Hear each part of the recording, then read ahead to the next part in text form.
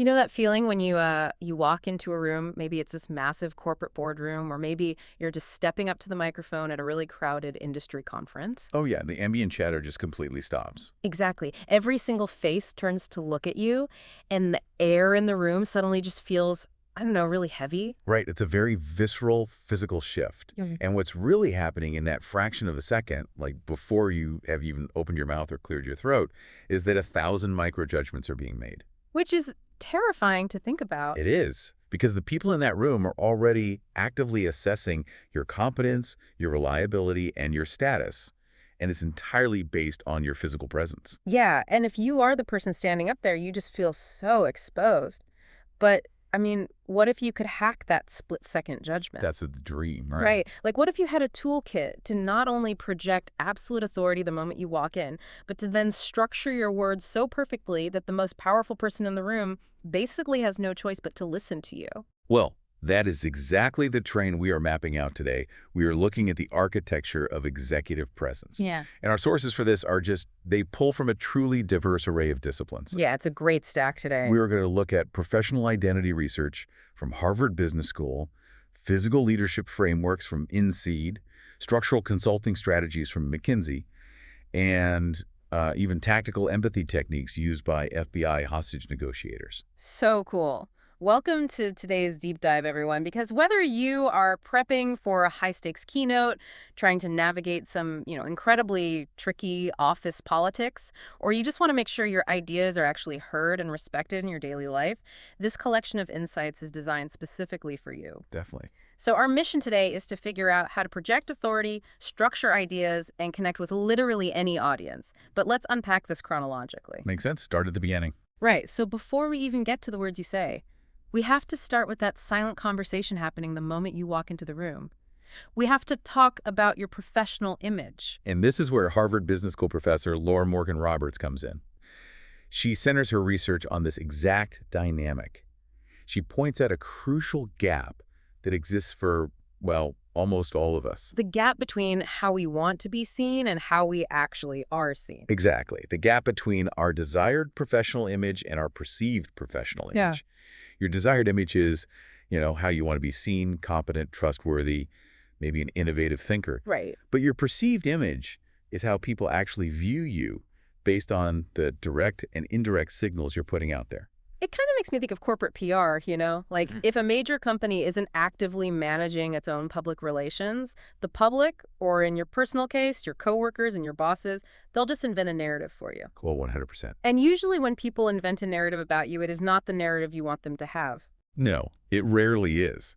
And Roberts actually digs into the psychology of why that gap exists in the first place, pointing to what she calls identity threats. Identity threats. What does that look like in an office? So these are moments or structural realities that threaten your perceived competence.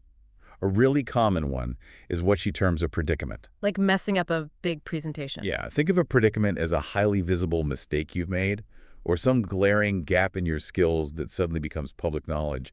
Once that happens, your baseline credibility takes a hit. That makes sense. Everyone sees you drop the ball. Right. But she also identifies a much more systemic threat, which she calls devaluation. Devaluation. Okay, so we are talking about negative stereotyping here, right? Like based on someone's social identity. That is the core of it, yeah.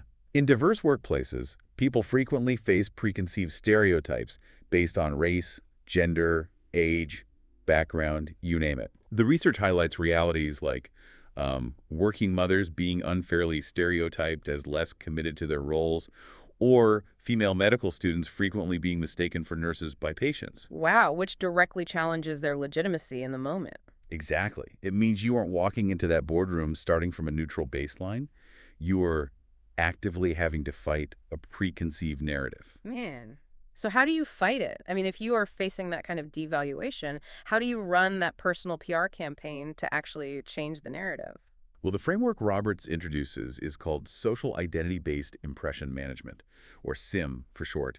And the research categorizes two primary strategies people use to handle this. The first is positive distinctiveness. Positive distinctiveness. Okay, what's that? This is where you actively claim your identity and take it upon yourself to educate others. You bring your unique cultural background or your specific life experiences into your work, framing them as a distinct asset rather than a liability. Okay, so that would look like someone saying, yes, I am a working mother, and managing that chaos actually makes me a master of ruthless prioritization and crisis management for this company. Yes, exactly. Yeah. You own it and flip it into a strength. I love that. What's the second strategy? The second strategy is essentially the inverse. It's called social recategorization. This involves minimizing your differences to conform to the dominant workplace culture. Oh, interesting. Yeah, so you try not to draw any attention to the things that make you different, blending in as much as possible so those stereotypes are just less likely to be triggered. But wait, if we connect this to the bigger picture of our careers, doesn't that second strategy require you to essentially hide who you are all day long? Yeah. Having to wear a mask for 8 to 10 hours a day just sounds psychologically exhausting. And the research shows it takes a massive toll. This brings up the really profound tension between authenticity and credibility. Because to get credibility, you sometimes have to play a part. Right. Building credibility in a traditional corporate environment sometimes involves giving people exactly the behavioral cues they expect to see from a quote-unquote leader. Yeah. But if you constantly suppress your true self to meet those expectations, Roberts warns that the mental drain can severely undermine your psychological health, erode your workplace relationships, and ultimately damage the very performance you are trying to protect. So you have to negotiate that balance. Finding a way to lead authentically ties directly into what INSEAD teaches about soft power, I think. It does. And soft power is such an essential concept here. It's such an interesting term, too. It almost sounds like an oxymoron. Right. But INSEAD defines it as the ability to empower others and draw people toward your ideas without relying on formal authority or a rigid hierarchical power structure. So you don't need the title of CEO to wield soft power. Not at all. It's about cultivating a presence that naturally commands respect and makes people genuinely want to align with you. Which perfectly sets up the next phase of our journey because, okay, you can have your image perfectly mapped out in your head. You can know exactly who you want to be and how you want to wield that soft power. Yeah. But the second you step up to the mic, if your hands are trembling and your voice is shaking, that whole carefully constructed PR machine just breaks down. It completely collapses. The physical instrument, your voice and your body, is where so many brilliant professionals just lose their footing. And the financial stakes of getting this right are actually staggering. Right. Our sources include a really fascinating Duke University study. It was highlighted by executive voice coach Sandra McKnight, and it analyzed the vocal frequencies of 792 male CEOs. I remember reading this part of the research, and the numbers are just wild. They really are. Tell the listener what those researchers actually found. So they found a direct correlation between vocal resonance and corporate success. The CEOs who had received formal voice training, like the ones who knew how to project a deeper, more resonant tone, they managed significantly larger companies. Yeah, and they lasted an average of 5 months longer in their tenure, and they made up to $187,000 more a year than their peers with higher-pitched, less controlled voices. $187,000 just from learning how to control the sound coming out of their mouths. That is insane. It's a huge difference. But I have to bring it back here for a second because, I mean, if I try to drop my voice 3 octaves, I'm going to sound ridiculous. Right, like Batman or something. Exactly. Yeah. Is the goal here just to sound artificially deep and authoritative? Like, we're all supposed to fake a late-night radio DJ voice to get a promotion? No, and that is actually the most common misconception, and it usually leads to people sounding incredibly inauthentic. It's not about faking a pitch that isn't yours. It's about biological control. Biological control. Okay, explain that. So INSEAD's Associate Professor Andy Yap has done extensive research on body language and biology. His work shows that our physical stance, our breathing patterns, and our heart rate subconsciously communicate our reliability to the audience. So they can literally sense our nerves. Yes. Imagine you step up to that microphone, your heart rate spikes, and you take a shallow, panicked breath into your upper chest. Yap's research shows that when you do that, your voice thins out, and you are biologically signaling panic to every single person looking at you. So the audience's nervous system picks up on your nervous system. You are essentially hacking your own biology to signal safety and authority to the room. Exactly. So how do we actually execute that physically? Like, what are the mechanics? The mechanics require deliberate practice. First, you have to breathe from the diaphragm, pulling the air deep into your lower lungs rather than your shoulders. Okay, belly breathing. Right. Second, and this is the secret weapon of great speakers, you speak on the exhale, Think for like a sigh. Like a Yeah, sigh. when you sigh, your vocal cords naturally relax, and the sound is supported by a thick, steady stream of air. That is what gives a voice that rich, resonant quality rather than sounding tight and strained. Oh, that makes a lot of sense. And you aren't just projecting, you also have to clearly enunciate the ends of your words, which I've noticed naturally slows you down and stops that kind of nervous mumbling we all do. It definitely anchors you. And speaking of slowing down, the sources mention a specific target speed for speaking. The optimal conversational rate is between 120 and 160 words per minute, with 150 being the absolute sweet spot. And the reason 150 words per minute is the sweet spot is because it perfectly matches the cognitive processing speed of the average listener. Oh, wow. Yeah, if you speak faster than that, their brain has to work way too hard to decode your words, and they literally stop absorbing the meaning. But maintaining that perfect 150 word per minute sigh is incredibly difficult when the adrenaline hits. Oh, it's so hard. Right? Like knowing to breathe slowly is great until you're actually staring at a room of silent, intimidating executives and your brain goes completely blank. How do we stop the physical panic before it starts? Executive coach Drew Saar provides some brilliant anxiety management techniques for this exact moment. He heavily advocates for the 4-7-8 breathing method before you even step into the room. I've heard of that. How does it work? You inhale for 4 seconds, hold the breath for 7 seconds, and exhale slowly for 8 seconds. And the reason that specific ratio works is biological, right? When your exhale is longer than your inhale, it engages the vagus nerve. Spot on. It forces your parasympathetic nervous system to downregulate. It literally tells your heart rate to slow down, overriding the fight or flight response. That is such a good tool. SAR also emphasizes physical grounding. When you are hit with adrenaline, that nervous energy needs an exit route. Right. Otherwise, you start pacing or shaking. Exactly. So planting your feet firmly into the floor or even just squeezing a pen behind your back gives that kinetic energy somewhere to go so it doesn't end up shaking your hands or vibrating in your vocal cords. But I think the most powerful piece of advice from SAR is a simple mental reframe. When we walk into a high-stakes room, we tend to think the audience is hostile, like they're just waiting for us to mess up. We all do that. It's human nature. But the truth is, audiences actively want you to succeed. They gave up their time to be there to learn something or to solve a problem. If you shift your focus entirely onto delivering value to them, rather than obsessing over whether you look like a flawless speaker, the self-conscious anxiety naturally starts to melt away. It really does change the dynamic. So, okay, you've hacked your biology, you're grounded, your vagus nerve is engaged, your voice is resonant, and you look the part. Everything is perfectly set up. But all of that physical presence is completely wasted if the very first sentence out of your mouth confuses them. Oh, absolutely. How do we structure our ideas so that really busy people actually understand us? Well, this is where we dive into the intellectual structure of your presentation. And to do that, we look to the legendary McKinsey Pyramid Principle. That's a classic framework. It really is. This was created by Barbara Minto in the 1970s. She was the first female post-MBA hire at McKinsey, which is just a fantastic piece of history on its own. Yeah, she's a trailblazer. But she looked at how executives were communicating at the time and realized it was just a total mess. Her framework literally flipped corporate communication upside down. And the core rule of the Minto Pyramid Principle is actually pretty jarring for a lot of people. Start with the answer first. Yeah. She realized that if you don't make your main bottom line point in the first 10 seconds, you have already lost a busy executive's attention. See, I completely struggle with this. This feels completely backwards to me. Really? How come? Well, as humans, we are naturally wired to tell stories chronologically. Think about a great movie or a joke. We build up the suspense, we lay out all the clues step by step, and we save the big punchline or the dramatic reveal for the very end. Doesn't this McKinsey structure just ruin the flow of a good narrative? I get that. It feels unnatural because our academic training taught us to sort of show our work before giving the final answer. Exactly. Write the essay, then give the conclusion. But in a corporate environment, holding back the answer is actually incredibly frustrating for the listener.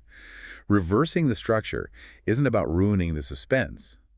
It's a profound form of empathy for their cognitive load. Empathy for their cognitive load. I like that phrasing. Yeah, because executives are dealing with massive, relentless information overload. By giving them the answer first, the why it matters, you save their mental energy. So they aren't stressed trying to figure out your point. Right. They can relax and absorb your supporting data rather than spending the entire 10-minute presentation aggressively playing detective, wondering, where on earth is this going? Okay, that makes perfect sense. You're giving them the destination before you ask them to get in the car. So what does this pyramid actually look like in practice? It's built on a vertical logic structure. Yeah. At the very top, the peak of the pyramid, is your main summary point, your final answer. Directly beneath that, you have your second level supporting points. And these usually follow the rule of three. And the reason we use the rule of three is also tied to cognitive psychology, right? Exactly. Because human working memory struggles to hold more than 3 or 4 new pieces of information at once. 3 points create a pattern that feels complete but is still easy to digest and remember. Precisely. Then beneath those 3 points, you have your third tier, which is the specific data and evidence supporting each point. Okay, so answer 3 points, data. Yes.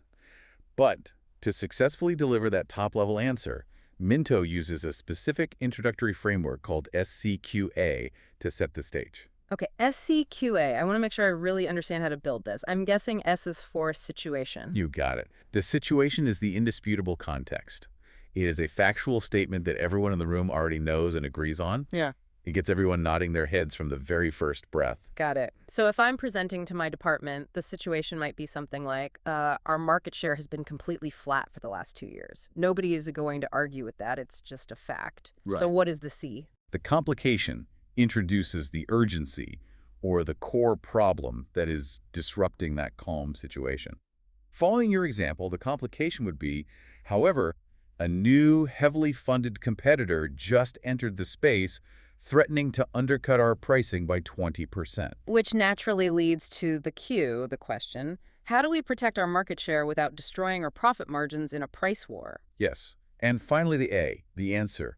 This is the top of your pyramid. You delivered immediately. So I'd say something like, we need to entirely abandon the budget sector and immediately shift our focus to premium, high-touch enterprise services. Exactly.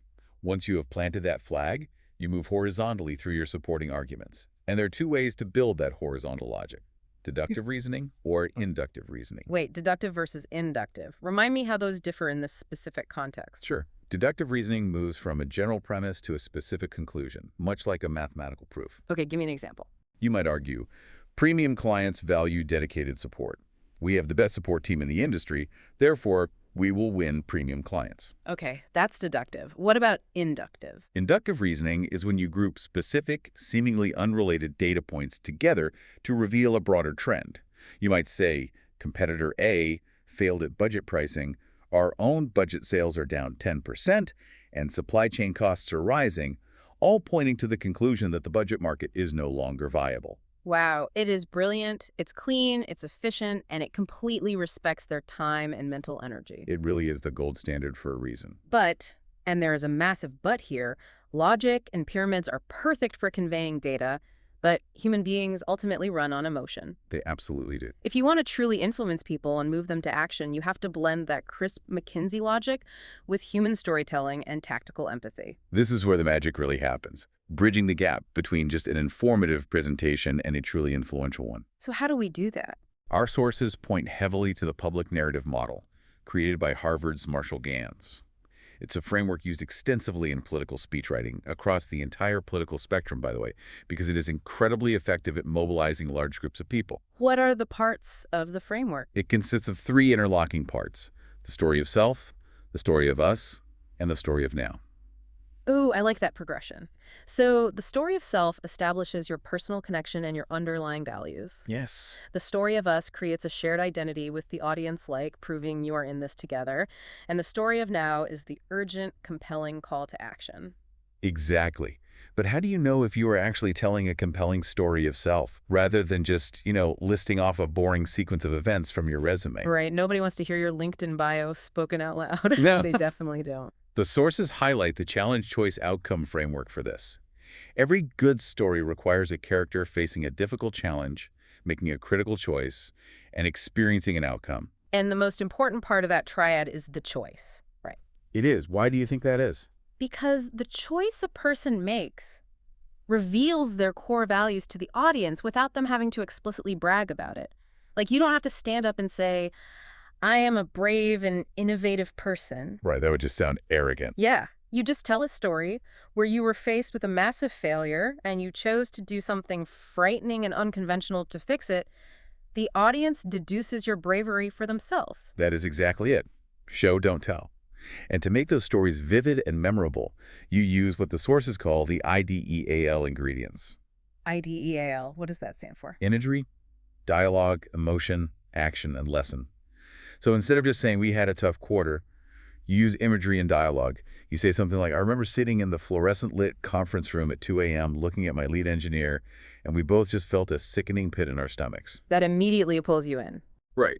But there's a critical distinction here that professionals often miss when trying to be vulnerable. You need to share personal stories, not private ones. Yes, this is such a vital distinction. One of the sources uses a great metaphor to explain the difference. Well, the hurricane story. Yeah, the hurricane story. So, a corporate leader was trying to explain the abstract concept of workplace trust, but they were struggling to find a story that didn't feel like oversharing. Oh, the fine line. It is. So, they told a story about running out into the eye of a hurricane with their dad when they were a kid to check on a car. It's a deeply personal story about trusting someone's guidance in a chaotic, dangerous environment. Right. It has high stakes and real emotion. But it's not a private, overly intimate secret that would make the boardroom feel awkward or uncomfortable. It uses a relatable experience to anchor a professional concept. That is the perfect balance. And once you have established that emotional connection through a well-crafted story, you can utilize what former FBI hostage negotiator Chris Voss calls tactical empathy. Yeah, tactical empathy. That is such a cool phrase. This is how you handle the pushback or the emotional friction that inevitably arises in high-stakes meetings. Okay, FBI hostage negotiation tactics in the boardroom. Let's go. How does tactical empathy differ from just regular, everyday empathy? Well, traditional empathy is often just feeling bad for someone or sort of adopting their emotional state. Tactical empathy is strategically acknowledging someone's situation and emotions without necessarily agreeing with their stance. Interesting. It's a tool for disarming tension and de-escalating their amygdala so their logical brain can come back online. I look at it like emotional martial arts. If a coworker comes at you with anger, you aren't blocking their strike with a logical argument or telling them to calm down, because telling someone to calm down never works. Never. It just makes them madder. Exactly. You are catching their momentum and gently guiding them toward a collaborative solution. That's a great way to visualize it. And the specific tactical tools Voss teaches are incredibly practical. The first is mirroring. Mirroring, how do you do that verbally? It's simply repeating the last 1 to 3 words someone just said, using an upward, inquisitive inflection. An inquisitive inflection. Exactly like that. Yeah. It subconsciously signals that you are listening and naturally encourages them to elaborate and explain themselves further without you having to interrogate them. Oh, that is so subtle, but so effective. What's the next tool? Then there is labeling, putting a verbal name to the emotion you are observing. Okay, so instead of saying, you shouldn't be angry about this deadline, which is totally invalidating, you say, it seems like you are incredibly frustrated by this new timeline. Exactly. It validates their experience and makes them feel seen. And then you follow up with calibrated questions. What makes a question calibrated? These are open-ended questions that start with how or what. Instead of making a demand like, you need to finish this report by Friday, you ask a calibrated question. How are we going to manage this workload to hit the Friday target? Oh, wow. It forces them to stop complaining and empowers them to solve the problem alongside you. It makes them a partner in the solution. When you combine all of this, the effect is undeniably powerful. Just imagine you take a corporate leader who walks into a room fully grounded. Yeah. They give the answer first, using the crisp McKinsey pyramid principle. They share a vulnerable, personal story about a challenge they face to establish shared values. And then, when a colleague gets defensive, they use tactical empathy to validate those feelings and collaboratively solve the problem. It's a masterclass in leadership. Doing all of that doesn't diminish their authority. It actually proves their humanity. And humanity is the ultimate bedrock of trust and influence. People do not follow logic. They follow people they trust. Logic just gives them the justification to do what their emotions have already decided to do. So let's take a step back and look at the massive journey we've been on today. We really covered a lot of ground. We did. We started with managing the perception of your professional identity and actively running the PR of your own image. We moved into the physical realm, using the 4-7-8 breathing method to engage your vagus nerve, planting your feet and dropping your voice to a resonant sigh to signal biological safety. Right. Then we looked at structuring your logic to respect the audience's cognitive load by giving the answer first and using the SEQA framework. And finally, we explored using the challenge choice outcomes story structure and FBI tactical empathy to bond with your listeners and disarm conflict. The most important takeaway from all of this is that these aren't just boardroom tricks for executives. Yeah. They are fundamental communication tools to ensure your ideas are given the weight and respect they deserve in every single facet of your life. Absolutely. But as always, we want to leave you with a final provocative thought to mull over, something to take with you long after this deep dive ends. Yeah, so we've spent this entire time talking about how to manage your image, structure your logic, and use empathy to influence others. We've treated the audience as external. But what happens when you take these exact same tools and turn them inward? Oh, wow. I see where you're going with this. Think about the narrative you run in your own head. Are the stories we tell ourselves about our own predicaments and challenges just internal PR? That's a tough question.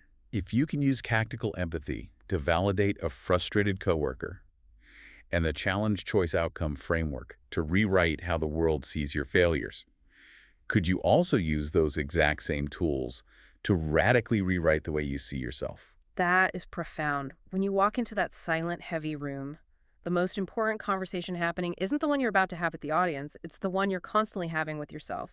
Give yourself the answer first. Empathize with your own challenges. Exactly. That is a whole lot to think about. Thank you so much for joining us on this deep dive, everyone. We'll see you next time.